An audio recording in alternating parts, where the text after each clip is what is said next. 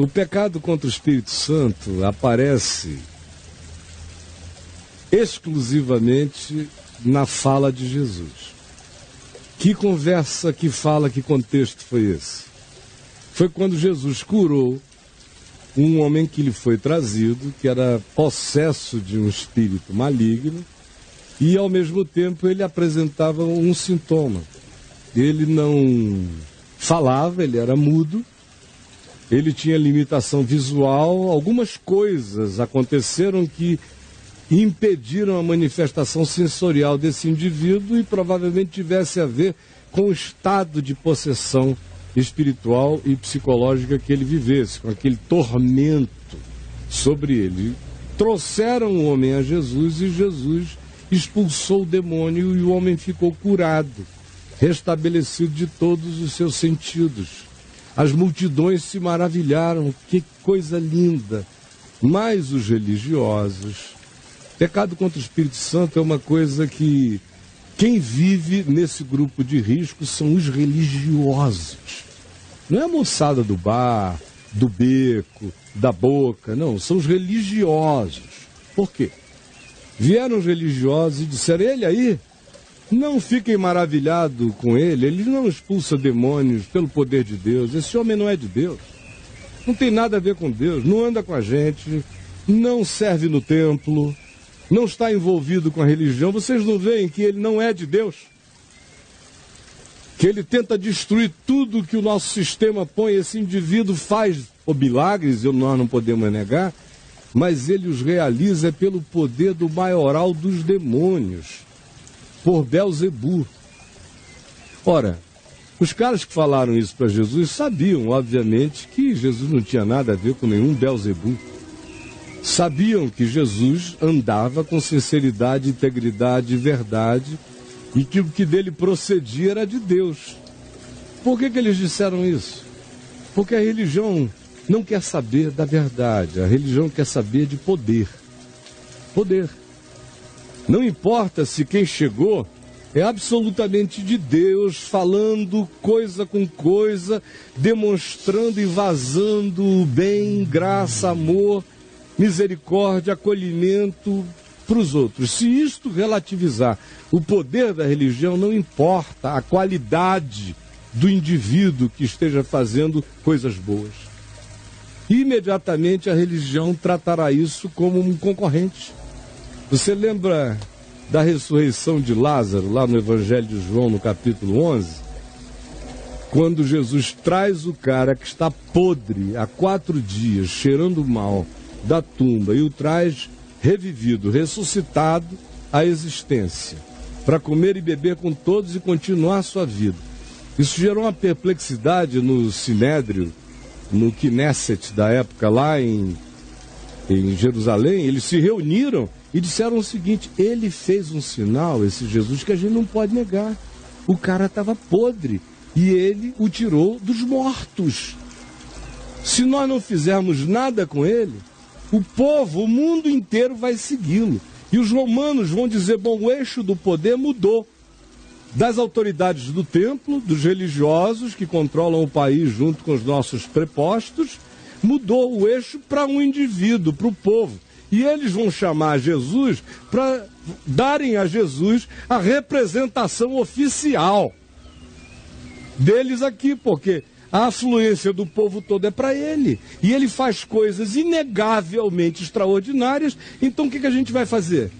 Vamos matá-lo. Vamos matá-lo. A questão não é se é de Deus ou não é de Deus. A questão é, ofende a religião ou não ofende a religião? Se ofender a religião, ela mata Deus, ela mata Lázaro, ela mata qualquer um. Ela chama o santo de diabo, de demônio, de Belzebu. E não faz isso, como você diz, como o pessoalzinho na brincadeira que diz, eu estou grávida só se for do Espírito Santo, porque não transei com ninguém. Não, isso é só uma expressão tola. Como alguém contar uma anedota, eu já vi tanta gente com horror, desesperado, dizendo assim, eu acho que antes de eu me converter, eu pequei contra o Espírito Santo porque eu contava umas anedotas e às vezes envolvia a expressão Espírito Santo. Aí o cara entra no grilo da religião e diz, pequei. Quando na realidade pecar contra o Espírito Santo é quase impossível. Pecar contra o Espírito Santo só acontece das seguintes circunstâncias. Número 1, o indivíduo tem que ter essa deliberação que eu falei, que havia lá entre as autoridades judaicas da época. Segundo, tem que, tendo essa deliberação, fazer isso com total consciência de que o outro não é aquilo que eu direi que ele é, que o outro é justamente o oposto. O outro é pura graça divina, é puro amor de Deus, é verdade, é bondade, mas eu não quero porque ele não me serve, ele não barganha comigo, ele não está a meu serviço, então eu o destruo do jeito que eu puder. Nesse caso é dizer, ele está cheio do demônio, sabendo que ele estava cheio de Deus, do Espírito de Deus. Terceiro lugar, para o cara conseguir pecar contra o Espírito Santo, além de ser totalmente lúcido, consciente, deliberado, ele tem que carregar no coração aquela vontade de, não importa qual seja a vontade de Deus em relação à vida, a minha prevalecerá. Ainda que eu tenha que chamar, que atribuir, que dizer, que determinar, que o que de melhor possa haver, seja, todavia, por minha palavra, por minha deliberação, por minha vontade, por meu interesse desconstruído, e eu atribua a essa desconstrução a razão de que aquilo que é tão divino seja os meus sentidos, que não são os meus sentidos, são apenas as minhas deliberações, eu atribuo a isso uma obra do diabo. E tem que ser muito lúcido, muito consciente, muito determinado, tem que ser uma vontade muito assassina, insistentemente assassina, para conseguir pecar contra o Espírito Santo. Mas deixa eu dizer uma última coisa para não me alongar demais, meu querido Marrom. É o seguinte, um dos sintomas mais recorrentes de manifestação de esquizofrenia entre crentes é o medo do pecado contra o Espírito Santo.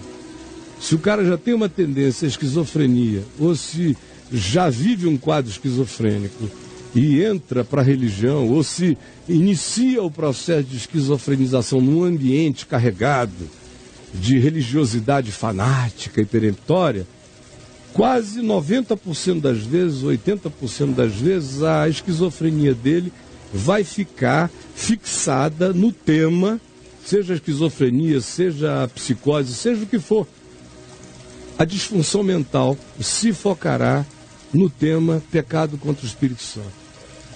Tendo pessoas que vêm com esse histórico e esquizofrênicas, quase todas chegam nesse desespero de dizer, eu não tenho perdão, eu pequei contra o Espírito Santo, eu pequei, e as coitadinhas são só doentes, aflitos de alma, não pecaram contra ninguém, só estão precisando de ajuda, mas a religião não toca nesse assunto. Quantas vezes você viu isso ser explicado? Não se explica. O que parece que a liderança gosta é de deixar isso como uma foice passando na cabeça das pessoas. O cara está sempre com medo de ter pecado contra o Espírito Santo. E enquanto ele fica com medo dessa foice, ele vai se deixando controlar por aqueles que só se interessam por poder. Mas não tem absolutamente nada a ver com a brincadeira de alguém, com a tolice que alguém falou, com uma piada disso, com uma irreflexão, ou mesmo com aquela brincadeirinha que tem a ver exclusivamente com a graça de quem não está nem pensando em Deus quando falou alguma coisa dessa. E ainda que pensasse, tem que ter aquela consistência de perversidade, tem que ter aquele carnegão que só o compromisso com a religião e com a fome do poder que ela pode dar a alguém e o indivíduo quer se apropriar, só com esse tipo de insistência deliberada, com todos os testemunhos no coração, dando certeza a ele de que não é aquilo, e o cara todavia se põe naquele curso contra aquela graça, contra o amor, contra a verdade de Deus, não porque ele acha que não é verdade, é porque ele decidiu que não será assim. E ainda que seja de Deus, ele diz, eu vou atropelar. Pecado contra o Espírito Santo, portanto, como eu disse no início, é algo que só entra nesse grupo de riscos presunçosos que ficam acima de Deus. São satanases, são lúcifers que dizem: eu subirei e ficarei acima do Altíssimo, e determinam o que é de Deus e o que não é de Deus. Para esses, Deus não existe. Eles são os deuses dessas determinações. E eles não estão interessados no que é bom. Eles estão interessados no que mantém o poder, que eles usam em nome de Deus contra o próximo. De modo que quem mais pode pecar contra o Espírito Santo é quem usa o nome de Deus para arrebentar os outros com consciência deliberada acerca do que está fazendo. Então não deixe nunca mais, meu querido Marrone, ninguém andar com esse medo. Eu aguardo a sua próxima pergunta na quinta-feira.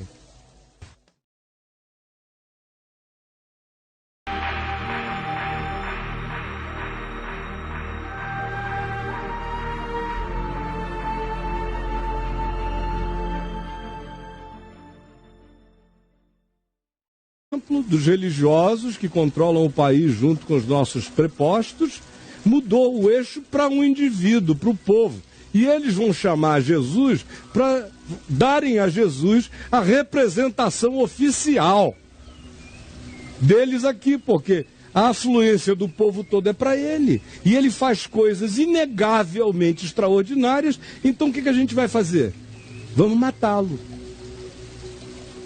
Vamos matá-lo. A questão não é se é de Deus ou não é de Deus. A questão é, ofende a religião ou não ofende a religião? Se ofender a religião, ela mata Deus, ela mata Lázaro, ela mata qualquer um. Ela chama o santo de diabo, de demônio, de Belzebu. E não faz isso, como você diz, como o pessoalzinho na brincadeira que diz: eu estou grávida só se for do Espírito Santo, porque não transei com ninguém. Não, isso é só uma expressão tola. Como alguém contar uma anedota, eu já vi tanta gente com horror, desesperado, dizendo assim: eu acho que antes de eu me converter, eu pequei contra o Espírito Santo porque eu contava umas anedotas e às vezes envolvia a expressão Espírito Santo. Aí o cara entra no grilo da religião e diz: pequei. Quando na realidade pecar contra o Espírito Santo é quase impossível. Pecar contra o Espírito Santo só acontece das seguintes circunstâncias. Número 1, o indivíduo tem que ter essa deliberação que eu falei, que havia lá entre as autoridades judaicas da época. Segundo, tem que, tendo essa deliberação, fazer isso com total consciência de que o outro não é aquilo que eu direi que ele é, que o outro é justamente o oposto. O outro é pura graça divina, é puro amor de Deus, é verdade, é bondade, mas eu não quero porque ele não me serve, ele não barganha comigo, ele não está a meu serviço, então eu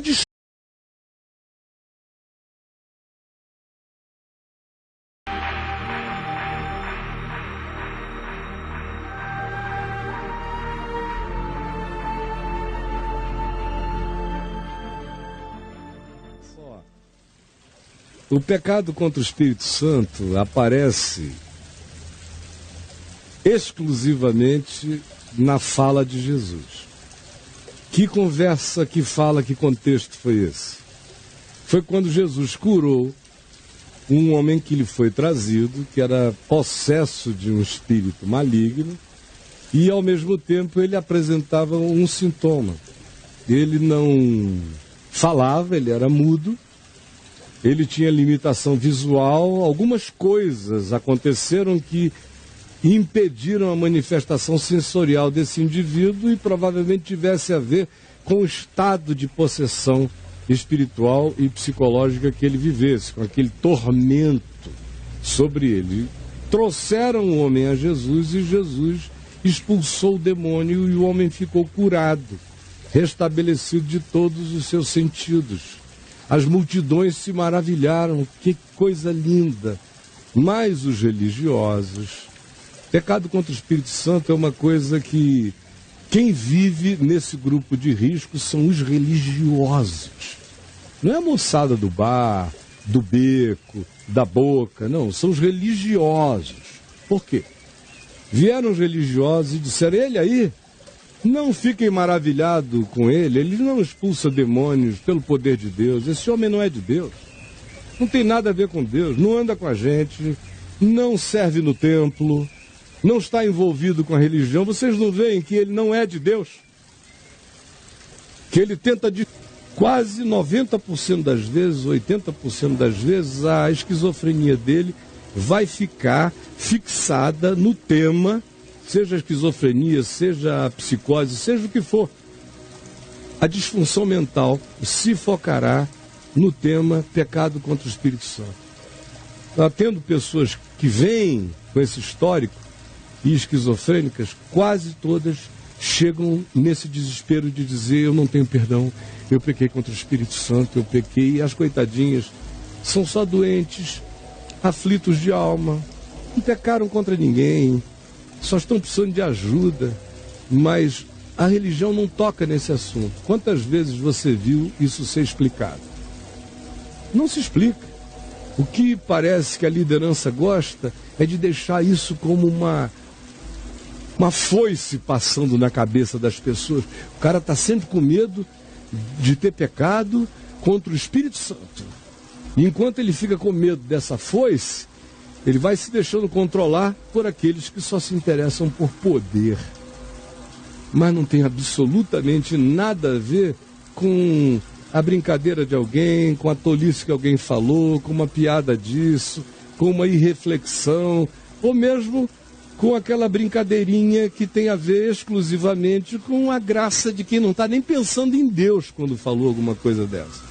E ainda que pensasse, tem que ter aquela consistência de perversidade, tem que ter aquele carnegão que só o compromisso com a religião e com a fome do poder que ela pode dar a alguém e o indivíduo quer se apropriar, só com esse tipo de insistência deliberada, com todos os testemunhos no coração, dando certeza a ele de que não é aquilo, e o que destrui tudo que o nosso sistema põe, esse indivíduo faz milagres, nós não podemos negar, mas ele os realiza pelo poder do maioral dos demônios, por Belzebu. Ora, os caras que falaram isso para Jesus sabiam, obviamente, que Jesus não tinha nada a ver com nenhum Belzebu. Sabiam que Jesus andava com sinceridade, integridade e verdade, e que o que dele procedia era de Deus. Por que eles disseram isso? Porque a religião não quer saber da verdade, a religião quer saber de poder. Poder.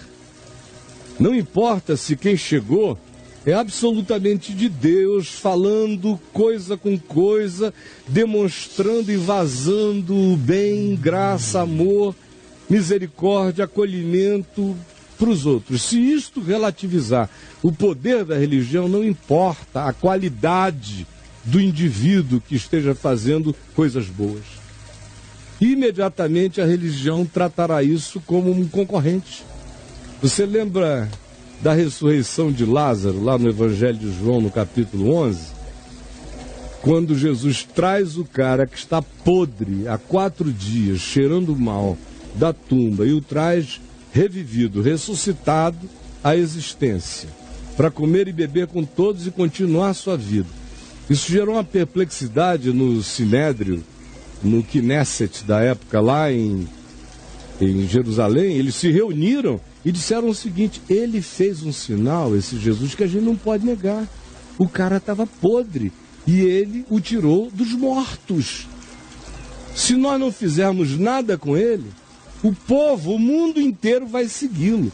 E os romanos vão dizer: bom, o eixo do poder mudou das autoridades do templo, do jeito que eu puder. Nesse caso é dizer: ele está cheio do demônio, sabendo que ele estava cheio de Deus, do Espírito de Deus.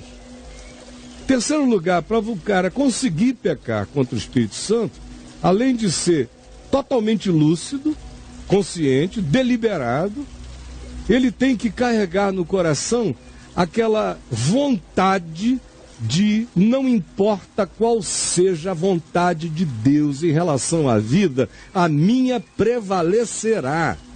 Ainda que eu tenha que chamar, que atribuir, que dizer, que determinar, que o que de melhor possa haver seja, todavia, por minha palavra, por minha deliberação, por minha vontade, por meu interesse, desconstruído, e eu atribua a essa desconstrução a razão de que aquilo que é tão divino seja aos meus sentidos, que não são os meus sentidos, são apenas as minhas deliberações, eu atribuo a isso uma obra do diabo. E tem que ser muito lúcido, muito consciente, muito determinado, tem que ser uma vontade muito assassina, insistentemente assassina, para conseguir pecar contra o Espírito Santo. Mas deixa eu dizer uma última coisa para não me alongar demais, meu querido Marrom. É o seguinte: um dos sintomas mais recorrentes de manifestação de esquizofrenia entre crentes é o medo do pecado contra o Espírito Santo. Se o cara já tem uma tendência à esquizofrenia, ou se já vive um quadro esquizofrênico e entra para a religião, ou se inicia o processo de esquizofrenização num ambiente carregado de religiosidade fanática e peremptória,